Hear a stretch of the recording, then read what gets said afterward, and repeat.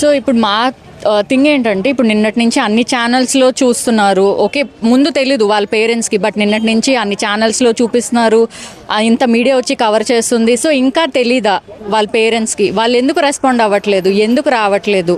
So మేము అదే demand చేస్తాం. అట్లీస్ట్ వచ్చి వాళ్ళ అబ్బాయి ఏం చేశాడో ఒక అమ్మాయి కానీ వాళ్ళు వచ్చి చూస్తే అట్లీస్ట్ తలకి తెలుస్తుంది. ఇలా ఇంకెప్పుడు ఇంకే అమ్మాయికి జరగకుండా ఉండాలి అంటే వాళ్ళ అబ్బాయి ఏం చేశాడు, వాడు ఎలాంటి వాడని తెలియాలని వాళ్ళ పేరెంట్స్ ఇక్కడ రావాలని మేము ఎక్స్పెక్ట్ చేస్తున్నాము. ఒక ఫ్రెండ్గా చెప్పండి, అనూష కోసం చాలా ఎక్కువ విషయాలు మీకు కూడా తెలుస్తుంటాయి. ఈ జ్ఞానేశ్వర్ చేసినటువంటి ఈ అతి క్రూరమైనటువంటి పని చూస్తుంటే అతని మోటో ఏమై ఉంటుంది?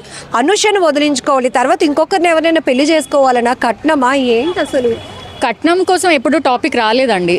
ఈవెన్ తనకి ఇంట్రెస్ట్ లేకపోయినా కూడా తను ఎంత స్ట్రాంగ్ ఉమెన్ అంటే వదిలేస్తే కూడా బేబీతో తను సర్వైవ్ అయిపోతుంది.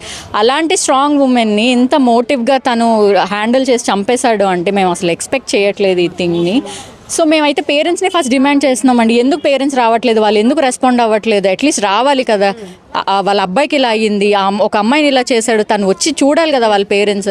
సో ఫస్ట్ మేమైతే పేరెంట్స్ ఇక్కడ పోలీసుల ఇన్వెస్టిగేషన్ కూడా నడుస్తోంది కదా, మరి వాళ్ళ పేరెంట్స్ని రప్పించాలని కానీ ఇట్లాంటివి ఏమి? ఆల్రెడీ మార్నింగ్ చెప్పారు వస్తారు పేరెంట్స్ అని చెప్పారు, బట్ ఇప్పటికో 3 hours అయింది, పేరెంట్స్ ఎవరు ఇక్కడికి రాలేదు. ఏం డిమాండ్ చేస్తున్నారు ఫైనల్లీ? పేరెంట్స్ వచ్చి చూడాలి, చూసేంత వరకు మేము ప్రాసెస్ ఏవి ఇక్కడ నుంచి కదలమండి, స్టార్ట్ చేయము అసలు ఏదిని. సో ఇక్కడ అనూష వాళ్ళ అమ్మమ్మ గారి మాటల్లో మీరు విన్నారు. ఆమె మాట్లాడుతుంటేనే గుండెలు అదిరిపోతున్నాయి. ఎంతో సంబరపడిపోయింది. నేను బిడ్డ పుట్టబోతున్నాడు, అమ్మమ్మ నువ్వు వచ్చి నాకు అన్నీ చూసుకోవాలి, నాకు ఇవన్నీ కొత్త కదా, నువ్వే దగ్గర ఉండాలి, నాకు ధైర్యంగా ఉండాలి అని చెప్పింది నా మనవరాలు. ఆఖరికి నా కళ్ళెదుటే నేను ఆమె పడుకున్నట్టుగానే నిండు గర్భిణి అలా ఉండిపోయింది. అనూష అని లేపుతున్నా కూడా నా మనవరాలు లేవలేని స్థితిలోనికి వెళ్ళిపోయింది. అదే చివరి చూపు అవుతుందని కూడా నేను అనుకోలేదు అంటూ ఆ అమ్మమ్మ రోధిస్తున్నటువంటి తీరు ఒకవైపు ఉంటాయి. ఇంకొక వైపు ఆ అనూష ఫ్రెండ్స్ కానీ బంధువులు కూడా డిమాండ్ చేస్తున్నారు.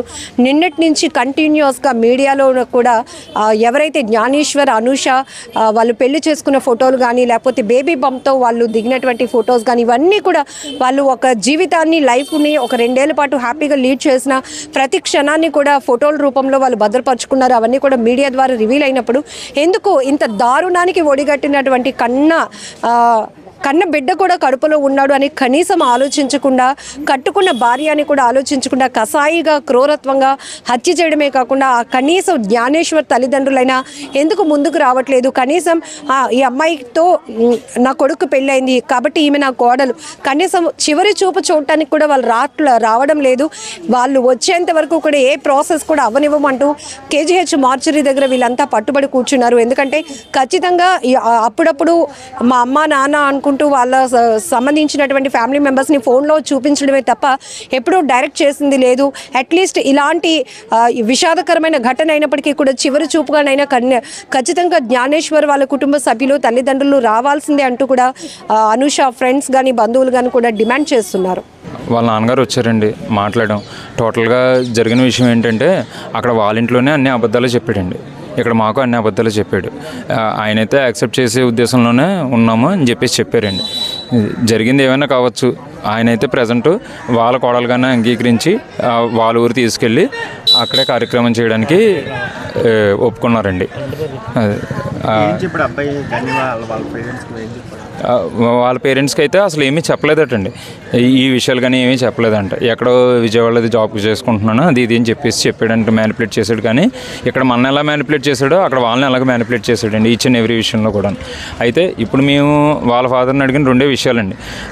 ఎట్టి పరిస్థితుల్లో బెయిల్కి సపోర్ట్ చేయొద్దు ఆ అబ్బాయికి, ఎందుకంటే రేపొద్దున ఇంకో అమ్మాయికి ఇదే మోసం జరుగుతుంది ఖచ్చితంగా. ఎందుకంటే ఈ 2 సంవత్సరాలు మీరు పట్టించుకోలేదు, లేదంటే రాలేదు, ఇంకో విధంగానూ ఒక అమ్మాయిని నాశనం చేశాడు. బయటకు వచ్చి ఇంకో 2-3 సంవత్సరాల తర్వాత ఇంకో అమ్మాయికి ఇదే గతి పట్టిస్తాడు. కాబట్టి మీరు సపోర్ట్ చేయొద్దు ఆ అబ్బాయికి. నెక్స్ట్ మీ ఇంటి పేరు కోసం చాలా పోరాడింది ఆ పిల్ల, కాబట్టి మీ ఇంటి పేరుతోనే దాన సంస్కారాలు కంప్లీట్ చేయమని మేము అడగడం జరిగిందండి. వాళ్ళు దానికి అంగీకరించారు. వాళ్ళ ఊరు తీసుకెళ్ళి వాళ్ళ కోడలుగానే అన్ని కార్యక్రమాలు జరిపిస్తామని చెప్పి మాట ఇచ్చారండి మనకి. పుణ్యస్త్రీగా అక్కడ వాళ్ళ ఇంటి కోడలుగానే సాగనంపుతామని ఒప్పుకున్నారండి. అదే ఆ అబ్బాయికి అయితే ఎటువంటి సపోర్ట్ ఇవ్వమని కూడా వాళ్ళు అంగీకరించారండి. నెక్స్ట్ మనకు వచ్చేసి ఈ స్లిప్ ఒకటి ఇచ్చేసారు. నెక్స్ట్ 3 days టైం పడుతుంది పోస్ట్ మార్టం రిపోర్ట్ అని చెప్పేసి మనకు చెప్పడం జరిగిందండి. అంతే.